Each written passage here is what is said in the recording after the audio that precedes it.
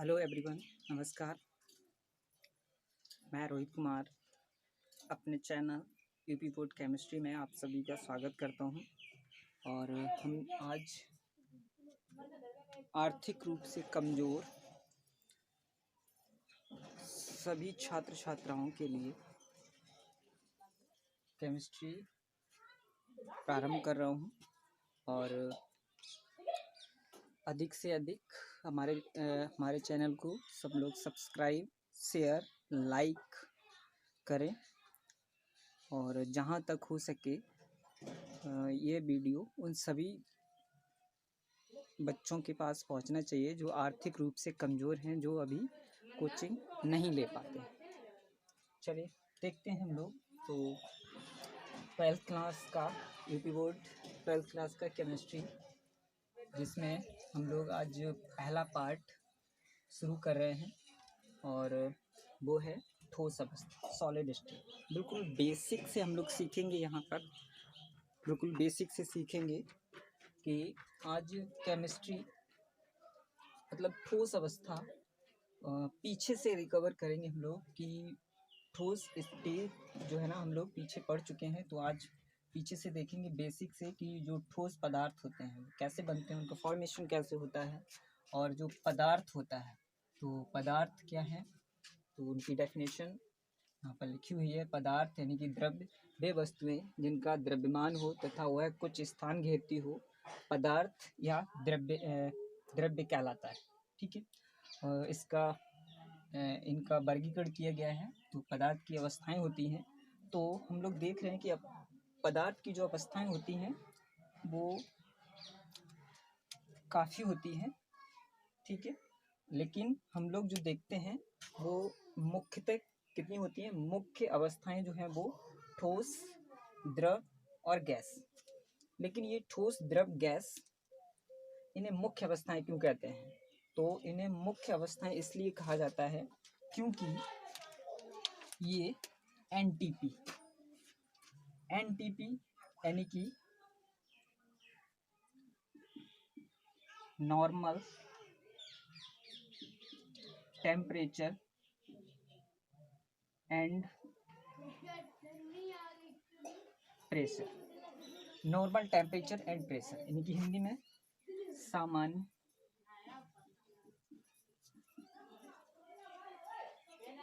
ताप और दाब। ठीक है, सामान्य ताप और दाब पर ये हमें यही तीन अवस्थाएं देखने को मिलती हैं, इसीलिए हम इन्हें मुख्य अवस्थाएं कहते हैं। तो जो ठोस, द्रव और गैस अवस्थाएं हैं, मैं उन्हें एक बार फिर से रिपीट करता हूँ कि यह मुख्य अवस्थाएं क्यों कही जाती हैं। तो उनके लिए NTP, normal temperature and pressure पर, सामान्य ताप और दाब पर, ठोस, द्रव और गैस, यही तीन अवस्थाएं हमें देखने को मिलती हैं, इसीलिए हम इन्हें मुख्य अवस्थाएं कहते हैं। ठीक है। और अगर जो हम क्या करें, एनटीपी, ठीक है, क्या करें, एनटीपी में परिवर्तन क्या करें, चेंज करें कुछ, ठीक है, चेंज करें तो ये अवस्थाएं देखने को मिलती हैं, जिसमें मैंने कुछ लिखी हैं और भी हैं काफ़ी, जिन्हें आप गूगल करके देख सकते हैं।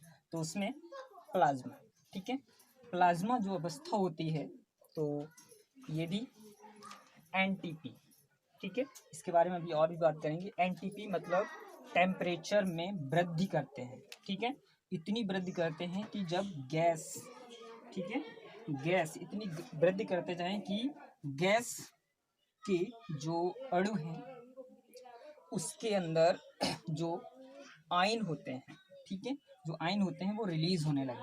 ठीक है, तब यह अवस्था प्लाज्मा अवस्था बनती है। ठीक है, प्लाज्मा अवस्था, ठीक है, जो प्लाज्मा अवस्था होती है वो गैसीय अवस्था के जस्ट बाद आती है। ठीक है, जब गैसीय अवस्था आती है जस्ट उसके बाद हम उसे और टेम्परेचर पर गर्म करें तो क्या बनता है, प्लाज्मा स्टेज बनती है। प्लाज्मा स्टेज जो होती है वो सामान्यतः आपको देखने को मिलती है, जो सामान्यतः आपको देखने को मिलेगी वो क्या है, तो यह अवस्था सामान्यतः जो है वो जो सन है सूर्य के जो सबसे बाहरी आवरण होता है जिसे हम कोरोना कहते हैं, कोरोना, उसमें देखने को मिलती है।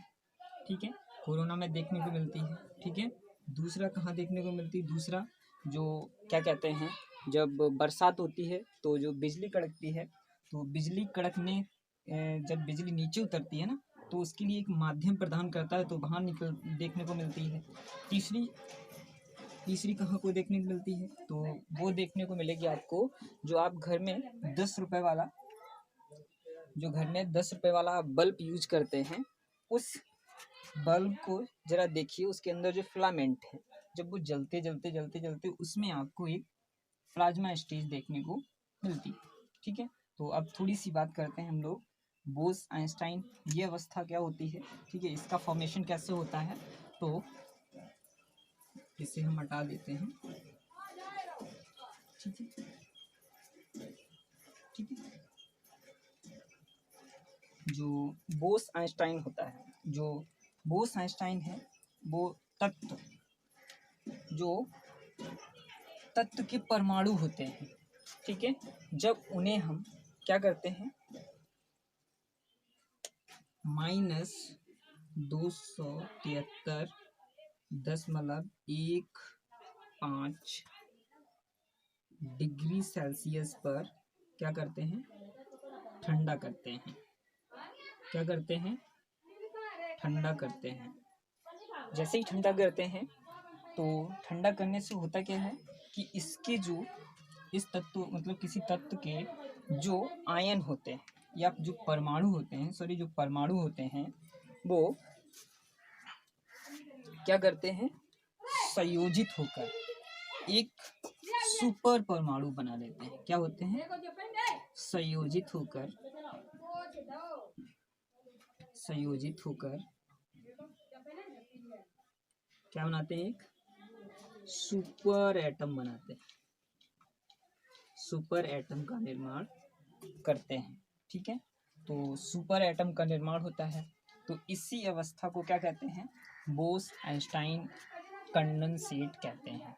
ठीक है, इसी तरह की जो अवस्था है वो फॉर्मियोनिक स्टेज है। ठीक है, फॉर्मियोनिक स्टेज है, तो फॉर्मियोनिक जो स्टेज है उसे आप देख लीजिएगा, बहुत ही आसान होती है, बस ये दोनों आपस में एक दूसरे से जुड़ी होती हैं। ठीक है, आगे हम अब इन तीनों अवस्थाओं के बारे में पढ़ने वाले हैं। ठीक है, आगे देखते हैं हम लोग, तो हम आगे आपके लिए ठोस, द्रव और गैस अवस्थाओं का एक्सप्लेनेशन और इन्हें लिखते हैं।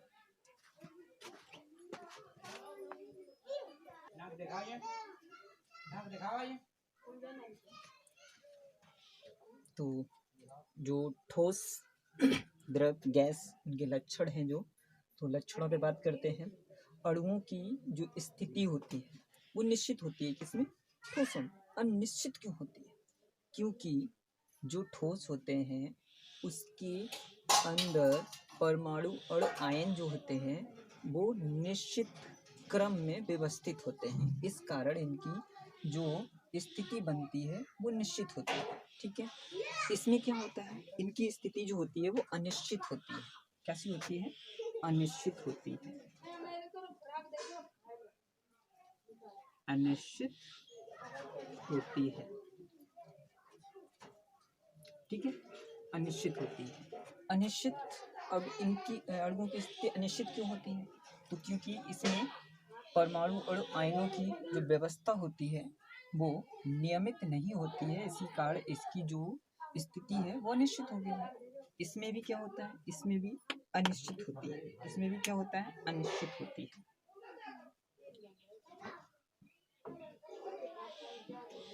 अनिश्चित होती है। ठीक है, इसमें भी अनिश्चित होती है। दूसरे की बात करें तो अणुओं के मध्य प्रबल आकर्षण बल। ठीक है, तो इसमें जो परमाणु और आयन जो होते हैं, ठीक है, तो उनके मध्य, मतलब इन दोनों के मध्य जो आकर्षण बल होता है वो प्रबल होता है। मतलब ये अणु, मान लीजिए कि ये सभी अणु हैं, तो ये अणु एक दूसरे को इतने कस के पकड़े होंगे कि इन्हें हटाना बहुत ही मुश्किल होता है।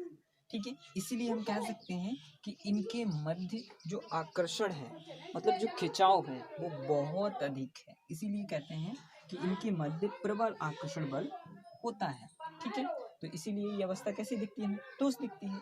और इनके मध्य जो आकर्षण बल होता है वो कैसा होता है, प्रबल नहीं होता है। ठीक है, कैसा होता है, बहुत कम होता है। कैसा होता है, कम होता है। कैसा, कम होता है। ठीक है, कैसा होता है, कम होता है। ठीक है, और इनके मध्य, तो इनमें कम होता है अणुओं के मध्य आकर्षण बल। अब देखो एक चीज और देख लीजिए, यहाँ पर दूरी। अगर जो अणुओं के मध्य आकर्षण बल प्रबल है तो वहां पर दूरी में, अणुओं के मध्य जो दूरी है, क्या है, दूरी है, तो दूरी में कमी आती है। अगर जो प्रबल आकर्षण बल में, ठीक है, वृद्धि हो रही है तो दूरी में कमी आएगी। ठीक है, क्या हो रही है, वृद्धि हो रही है तो दूरी में कमी आएगी। ठीक है, अगर जो प्रबल आकर्षण बल में कमी आती है तो दूरी में क्या होगी, अणुओं के मध्य दूरी में वृद्धि होगी। इसमें अगर जो कमी आएगी तो दूरी में वृद्धि हो रही है। ठीक है, इसमें देखते हैं, इसमें, ठीक है, तो आप देख सकते हैं इसमें बहुत कम क्या होता है, आकर्षण बल बहुत कम, या हम कह सकते हैं कि इसमें क्या होता है, नगण्य होता है। क्या होता है, नगण्य होता है। ठीक है, निग्लेजिबल। ठीक है, मतलब कह सकते हैं कि यहाँ पर कोई अणुओं के मध्य कोई आकर्षण बल देखने को नहीं मिलता है। मिलता भी है तो ना केवल नगण्य, मतलब जिसे हम कैलकुलेट नहीं कर सकते हैं, तो ऐसे बल को हम क्या कहते हैं, नगण्य कह देते हैं, मतलब ना केवल। आकृति, इनकी तो आकृति निश्चित होती है।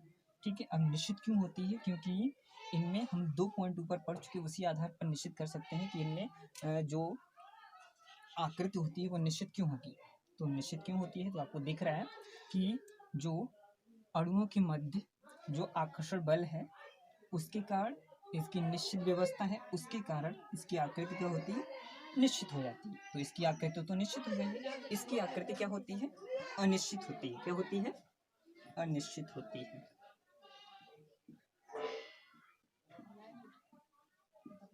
क्या होती है, अनिश्चित होती है।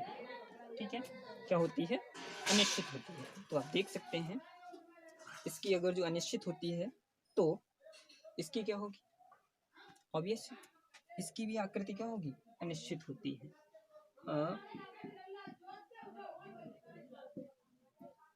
अनिश्चित होती है। ठीक है, अब अनिश्चित होती है तो या फिर हम यही शब्द यहाँ पर भी यूज कर सकते हैं, नगण्य भी मान सकते हैं। इस चीज़ को क्या मान सकते हैं, नगण्य भी मान सकते हैं। इसी चीज को हम क्या मान सकते हैं, नगण्य।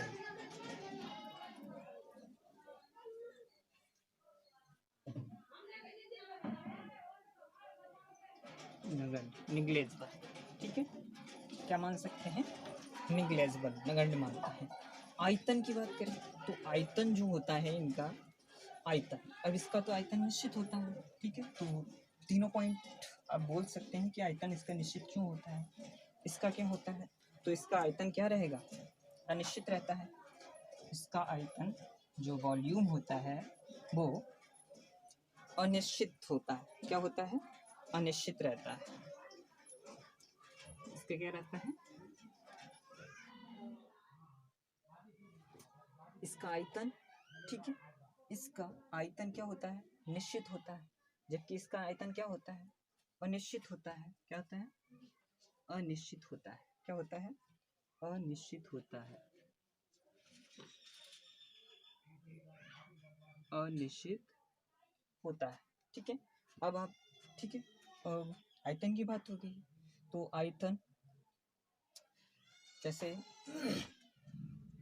किसी भी, अब जैसे निश्चित क्यों होता है इसका, तो आप देख सकते हैं इसका जो वॉल्यूम होता है, आयतन होता है, जैसे 1 लीटर लिया हमने, ठीक है, 1 लीटर लेते हैं। ठीक है, आकृति, सॉरी, 1 लीटर अगर जो हम इसे लेते हैं तो हमें दिख रहा है ना 1 लीटर होता है, इसलिए इसका आयतन जो होगा क्या होगा, निश्चित होगा। लेकिन उसकी आकृति कैसी होगी, अनिश्चित होगी, क्योंकि 1 लीटर हम कोई भी द्रव लेते हैं तो उसे जिस तरह की वस्तु में डालते हैं उसी तरह का वो शेप मतलब आकृति ग्रहण कर लेता है। इसी कारण इसकी क्या होती है, आकृति अनिश्चित होती है। ठीक है, चलिए अब गैस की बात आ जाती है। तो गैस तो इसका तो आयतन भी अनिश्चित होता है। अब जानते हैं किसी भी बर्तन में कितनी भी डाल दो पता नहीं चलता है कि कितनी गैस उसमें हो सकती है। उसके बाद घनत्व, इसका घनत्व बहुत अधिक होता है, बहुत अधिक होता है। ठीक है, इसका घनत्व अधिक क्यों होता है, क्योंकि इसकी जो मॉलिक्यूल होते हैं या अणु होते हैं उनके मध्य जो है वो प्रबल आकर्षण बल के कारण दूरी कम होती है, जिससे ठीक है क्या होता है कि इसके घनत्व में अधिकता होती है। ठीक है, और इसमें क्या आएगा, इसका घनत्व कैसा होगा, इसका घनत्व कैसा होगा, कम होगा। कैसा होगा, इसका घनत्व कम होगा। ठीक है, इसका घनत्व क्या होगा, इसका घनत्व कम होगा। ठीक है, क्या होगा, इसका घनत्व कम होता है। ठीक है, अब इसका घनत्व कम क्यों होता है, क्योंकि यहाँ पर दो अणुओं के बीच दूरी बहुत कम है, और यहाँ पर दोनों अणुओं के बीच में क्या होता है कि दूरी इसकी अपेक्षा इसमें दोनों अणुओं के बीच जो दूरी होती है वो अधिक होती है। अधिक होने के कारण क्या होता है, घनत्व में कमी आ जाती है। जैसे आप इमेजिन कर सकते हैं कि कोई रूम है, ठीक है, कोई रूम है, उस रूम में कितने लोग बैठे हैं। ठीक है, मान लो कि ये हमारे पास एक क्या है, ठीक है, रूम है। ठीक है, इस रूम में ठीक है पहले ठीक है इस तरह से लोग बैठे हुए थे, उनका अरेंजमेंट इस तरह से था। ठीक है, ठीक है, इस तरह से है ना। ठीक है, अब इसका घनत्व क्या होता है, डेंसिटी, इसमें मतलब इस रूम में लोगों की संख्या अधिक है तो इसका मतलब वहाँ पर लोगों की डेंसिटी अधिक है। ठीक है, अब अगर जो इसी रूम की बात करें तो इसमें क्या करें, हम लोगों की संख्या में कमी कर दें। क्या करें, लोगों की संख्या में कमी कर दें। ठीक है, लोगों की संख्या में अगर जो कमी कर दें तो क्या पता चलेगा, ठीक है, क्या पता चलेगा हमें, लोगों की संख्या में मैंने कमी कर दी है तो ये यहाँ पर लोगों की संख्या में कमी कर दी तो उनकी डेंसिटी में क्या आ गई है, कमी आ गई। ठीक है, घनत्व इनका कम हो गया है, लोगों की संख्या कम हो गई है तो घनत्व में कमी आ गई है। और इनकी बात करें तो इनका घनत्व, गैस की बात करें तो इनका घनत्व बहुत कम होता है। क्या होता है, बहुत कम होता है। घनत्व क्या होता है, बहुत कम होता है, बहुत कम। ठीक है, तो आप देख सकते हैं इनका घनत्व बहुत कम होता है। तो इसे समझने के लिए बहुत आसान है, इसमें लोगों की संख्या और कम कर दो, मतलब ये देखिए, ठीक है, ये देखिए, ठीक है, ये इस तरह से, ये देखिए घनत्व बहुत कम हो गया है। ठीक है, तो डिपेंड करता है कि प्रबल आकर्षण बल, ठीक है, क्योंकि अणुओं के मध्य दूरी कम होती है, प्रबल आकर्षण बल होता है, इसलिए घनत्व अधिक होता है। प्रबल आकर्षण बल में कमी आती है तो अणुओं के मध्य दूरी में वृद्धि होती है, और वृद्धि होती है तो फिर क्या होगा, उसका घनत्व घटेगा। और जैसे जैसे प्रबल आकर्षण बल मतलब प्रबल आकर्षण बल जब ना के उपकल पहुंच जाता है तो फिर क्या होता है, उसके घनत्व में भी बहुत कमी आ जाती है। ठीक है, उसके बाद आती है संपीडिता। ठीक है, बहुत कम, जो ठोस की संपीडी होती है, जो ठोस बहुत कम संपीड होता है। ठीक है, कैसे, तो आप देखेंगे हम किसी ठोस को जब भी लेते हैं तो ठोस को किसी से दबाने पर वो बहुत कम दबता है। ठीक है, जब बहुत कम दबता है तो इसका मतलब उसकी जो संपीडिता है वो बहुत कम है। ठीक है, और इसकी क्या होती है, इसकी क्या होती है, इसकी अधिक होती है। क्या होती है इसकी? अधिक होती है। क्या होती है? अधिक होती है। संपीड़ितता इसकी अधिक होती है। कैसे अधिक होती है? तो हम किसी जल को लेके और उसे दबाएंगे तो उसमें क्या होता है, उसमें वो दब जाता है, ठीक है, उसकी संपीड़ितता थोड़ी अधिक होती है, ठीक है। लेकिन सबसे अधिक किसकी होती है? बहुत अधिक। तो गैस की जो संपीड़ितता होती है वो बहुत अधिक, बहुत अधिक, बहुत अधिक होती है, ठीक है। संपीड़ितता क्या होती है? बहुत अधिक होती है, ठीक है। दूसरा प्रसार, तो प्रसार देख सकते हैं आप, प्रसार बहुत कम होता है, ठीक है। मतलब अगर जो हम किसी ठोस को गर्म करते हैं तो इसके अणुओं के मध्य आकर्षण बल अधिक होने के कारण इसे गर्म करने से ये आपस में अलग अलग इसके अणु नहीं हटते हैं, जिसके कारण इसका प्रसार बहुत कम होता है। लेकिन इसका क्या होता है? इसकी अपेक्षा इसका क्या होता है? अधिक होता है। क्या होता है? इसका प्रसार अधिक होता है। क्या होता है? अधिक होता है, जबकि इसका प्रसार बहुत अधिक होता है। क्या होता है? बहुत अधिक होता है, ठीक है। तो आप चेक करके भी देख सकते हैं, जैसे पानी गर्म करते हैं, ठीक है, और गैस को गर्म करें, ठीक है, तो उसे उसका प्रसार बहुत अधिक, बहुत तेज़ी से होगा, क्योंकि जैसे गर्म करेंगे हम किसी गैस को तो वो बहुत तेज़ी से क्या होगी? अधिक फैलेगी, ठीक है, अधिक फैलेगी। लेकिन जब जल को गर्म करेंगे तो वो इतना बॉयल होके इतना नहीं फैलता है जितनी की गैस हो सकती है। इसीलिए क्या कहते हैं हम, इसका प्रसार बहुत अधिक होता है, इसका अधिक होता है, इसका बहुत कम होता है। तो ये थे ठोस, द्रव और गैस के कुछ लक्षण, और ये बेसिक आपका, इस पार्ट का बेसिक आपका यहीं पर समाप्त होता है।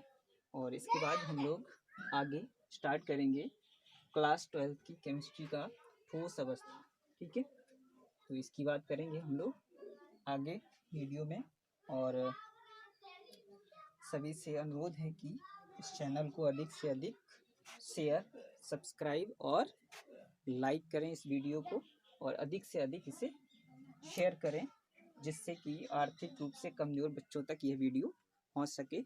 नमस्कार।